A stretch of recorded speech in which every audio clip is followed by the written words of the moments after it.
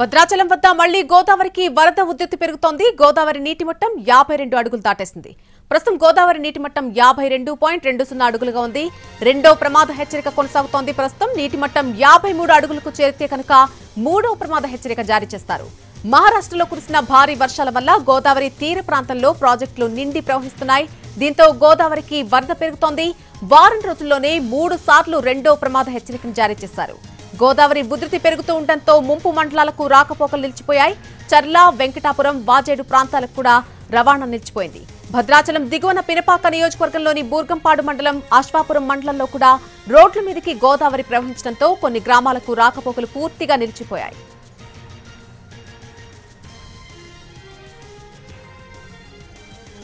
ఇక దీనికి సంబంధించి మరిన్ని వివరాలు మా ప్రతినిధి భూపాల్ అందిస్తారు.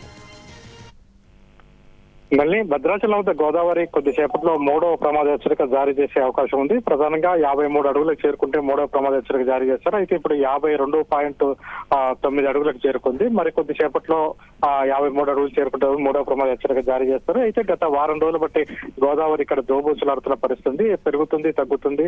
ఇట్లా అంటే వారంలో 3 సార్లు రెండవ ప్రమాద హెచ్చరిక జారీ చేశారు. అయితే ఇప్పటి వరకు మూడవ ప్రమాద హెచ్చరిక ఈ సీజన్ లో రాలేదు. ఇప్పుడు మాత్రమే మూడవ ప్రమాద హెచ్చరిక ఈ రోజే చేరుకుంటుంది. ఎగువన నుంచి వచ్చిన వరద వల్ల ఈ పరిస్థితి ఏర్పడింది. ప్రధానంగా అటు మహారాష్ట్ర నుంచి కాళేశ్వరం, మేడిగడ్డ, తుపాకులగూడెం ఇక్కడి నుంచి వస్తున్న వరద వల్ల భద్రాచలం వద్ద గోదావరి పెరుగుతుంది. అదేవిధంగా దిగువనున్న సీలేరు వద్ద కూడా అంటే మొన్న భారీ ఎత్తున వరద ఉంది. ఆ సీలేరు దగ్గర బాగా తగ్గిపోయింది. అయితే అదేవిధంగా ఇప్పుడు డొంకరాయి నుంచి కూడా 3 గేట్లు ఎత్తి సీలేరుకి విడుదల చేయడంతో ఎగువనున్న గోదావరికి కొంత వరద పోటు వచ్చింది. ఈ నేపథ్యంలోనే కొంత గోదావరి పెరుగుతున్న పరిస్థితి. అయితే ఎగువన మళ్ళీ గోదావరి తగ్గటం ప్రారంభించింది. ఈ విధంగా రోజు ఉదయం పెరగటం, సాయంత్రం తగ్గటం, అదేవిధంగా అర్ధరాత్రి మళ్ళీ పెరగటం ఇట్లా జరుగుతున్న పరిస్థితి. ఈ నేపథ్యంలో మూడవ ప్రమాద హెచ్చరిక వస్తున్న నేపథ్యంలో అధికారులు కూడా అప్రమత్తమయ్యారు. ఇప్పటికే అంటే ఈ ప్రాంతంలో చర్ల, వాజేడు, చర్ల, దుమ్మగూడెం, అదేవిధంగా దిగువన బూర్గంపాడు, అశ్వాపురం ఈ మండలాలకి కొన్ని గ్రామాలకి చుట్టుముట్టే అవకాశం ఉంటుంది. ఆ నేపథ్యంలో వాళ్ళకి ఇప్పటికే పునరావాస కేంద్రాలు ఏర్పాటు చేశారు. ఇప్పటికీ 50 కుటుంబాలని పునరావాస కేంద్రానికి అంటే భద్రాచలంలో నన్నపనేని స్కూల్లో పునరావాస కేంద్రాన్ని ఏర్పాటు చేశారు.